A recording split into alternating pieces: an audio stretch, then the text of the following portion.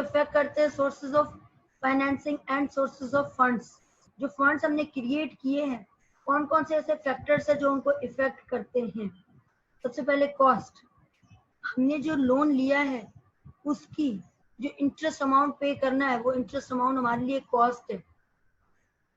Share risk profile, हमने risk लिया हुआ है वो लोन लेके कि अब इस लोन का अमाउंट को हम कब पे करेंगे, इसके इंटरेस्ट अमाउंट को कब पे करेंगे, क्या ड्यू डेट में हमारे पास पीछे इतना बिजनेस से पैसा आ जाएगा कि हम उनके इंटरेस्ट अमाउंट को पे कर सकेंगे शॉर्ट टर्म बेसिस पे एवरी मंथ। उसके बाद क्या पीछे बिजनेस में इतना पैसा है कि लॉन्ग टर्म में जो उसका लोन अमाउंट है क्या वो टाइमली पे कर पाएंगे। आगे बात करते हैं पर्पस एंड टाइम पीरियड, किस पर्पस के लिए ले रहे हैं। सबसे पहली तो बात ये, कोई आपको अपनी पर्सनल चीजों के लिए लोन तो नहीं देगा जब तक वो ये श्योर ना हो जाए कि वाकई आप कोई बिजनेस करते हैं। तो सबसे पहले आइडेंटिफाई करना कि किस पर्पस के लिए आप लोन ले रहे हैं और कितने टाइम पीरियड के लिए ले रहे हैं। क्योंकि फाइनेंसिंग की बात है और फाइनेंसिंग में बार बार डेट एंड इक्विटी की बात आएगी, तो इसीलिए एग्जांपल में मैं डेट की चीजों को उठा रही हूँ। यही चीजें same as it is equity के लिए भी यूज होती हैं। फर्क सिर्फ इतना होता है, डेट में हम इंटरेस्ट पे करते हैं, इक्विटी में हम डिविडेंड पे करते हैं। क्लियर। उसके बाद टैक्स बेनिफिट्स, कौन कौन से ऐसे बिजनेस हैं जिनके लिए टैक्स बेनिफिट है। एग्रीकल्चर बिजनेस में टैक्स नहीं पे करना होता है। क्लियर। फ्लेक्सिबिलिटी एंड ईज, क्या इसमें कोई फ्लेक्सिबिलिटी होगी डेट अमाउंट को पे करने में, या बिजनेस ऑपरेशंस में कुछ ऐसी अनफोर्सीन इवेंट्स आ गए, लाइक इस पैंडेमिक सिचुएशन में जो 3 मंथ्स के लिए लॉकडाउन हुआ था, उस लॉकडाउन में बहुत सारी अर्निंग्स नहीं हो सकी। उस अर्निंग्स में बहुत सारे लोगों ने इंटरेस्ट पे करना होगा और जो डेट अमाउंट लिया होगा उसकी पेमेंट कैसे होगी। तो क्या ऐसी कोई फ्लेक्सिबल सिचुएशन है, ऐसा कोई फैक्टर है जो इफेक्ट करेगा। Then financial strength and stability of operations, क्या पीछे हमें इतनी फाइनेंशियल है, हमारे बिजनेस में स्टेबिलिटी है कि हम वो अमाउंट पे कर सकते हैं। लॉन्ग टर्म की बात हो रही है, यहाँ पे लोन अमाउंट के पेमेंट की बात हो रही है। Later on forms of organization and legal status, forms of organization की मैं आगे आपके बाद बात करूंगी। डिफरेंट ऑर्गेनाइजेशन की फॉर्म्स हैं, उस पे जैसी फॉर्म होगी वैसा उसको लोन मिलेगा, जैसी फॉर्म होगी वैसे उसकी इक्विटी क्रिएट होगी। डन। और उसके साथ साथ लीगल फॉर्मेलिटीज क्या क्या होंगी। देन बात करते हैं effect of credit worthiness.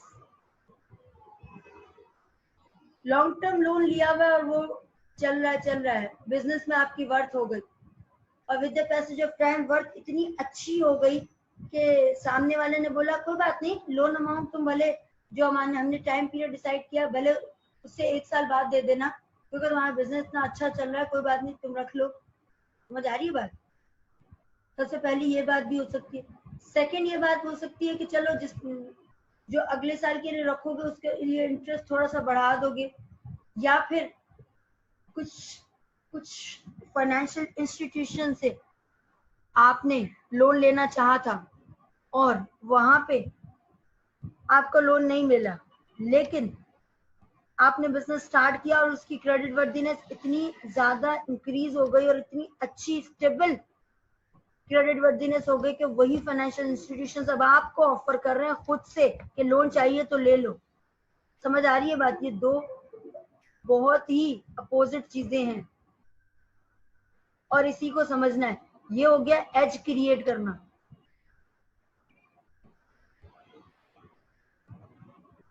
Business and finance carriers, जैसा कि हमने प्रीवियस स्लाइड्स में बात की कि कोई भी बिजनेस ऐसा नहीं है जिसमें फाइनेंस की जरूरत ना हो। तो जहां जो भी बिजनेस स्टार्ट होगा वहां पे फाइनेंस की जरूरत होगी और वहां पे फाइनेंस की अपॉर्चुनिटीज भी होंगी, उनका कैरियर भी होगा। यहाँ पे एक लिस्ट हम लोग ओवरव्यू कर लेते हैं कि कौन कौन सी है।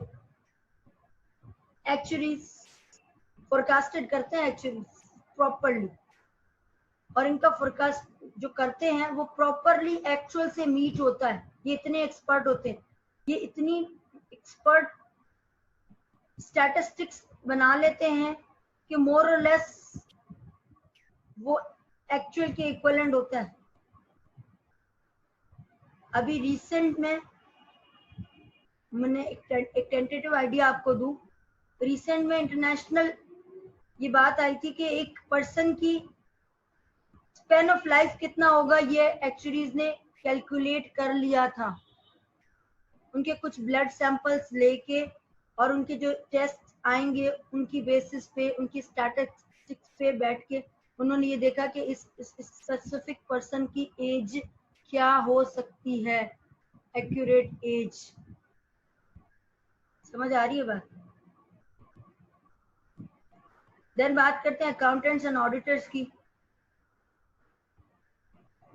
Then appraisers and assessors of real assets, budget analysts, claim adjusters, appraisers, examiners and investigators.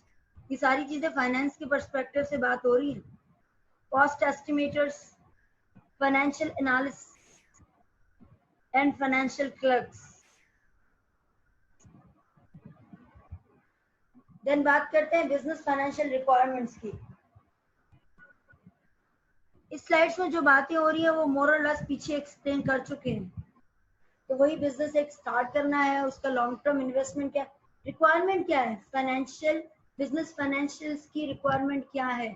कि बार बार चीजें आपको लगेंगी कि वो वही चीजें रिपीट हो रही हैं, बट रिपीट नहीं हो रही है, वो एक नए डायमेंशन में एक्सप्लेन हो रही है। और यहाँ पे वही बात हो रही है कि बिजनेस स्टार्ट कैसे होगा, लॉन्ग टर्म में कितना इन्वेस्ट करना है, ऑपरेशन में कितना इन्वेस्ट किया, और ऑपरेशन के जो डे टू डे एक्सपेंसेस थे उसमें कितना इन्वेस्ट किया, और with the passage of time profit कितना जनरेट किया। यही तो पर्पस है, अल्टीमेट हमारा ऑब्जेक्ट क्या है, profit. Clear? Are you getting my point? Then financial management and accounting systems maintain होते हैं बिजनेस में। कि फाइनेंशियल मैनेजमेंट में फाइनेंस मैनेजर होता है, वो सारी चीजों को देख रहा होता है कि कहाँ से पैसा आया, कहाँ इन्वेस्ट हुआ, और अगर जो सोचा है, जो प्लान किया है, अगर वैसा नहीं हो रहा तो क्यों नहीं हो रहा, और उसको टाइमली एड्रेस करके रिजॉल्व करना। उसके बाद एक्सपेक्टेड रिटर्न, जो एस्टिमेटेड रिटर्न है, क्या वो आ रहा है। क्लियर? देन बात करते हैं difference between finance and investment. Financing is the act of obtaining money through borrowings, earnings, or investments from outsider sources. Financing हम बेसिकली करते हैं कि बिजनेस स्टार्ट करने के लिए हमें पैसा चाहिए, वो बात कर लो हो गई फाइनेंस की।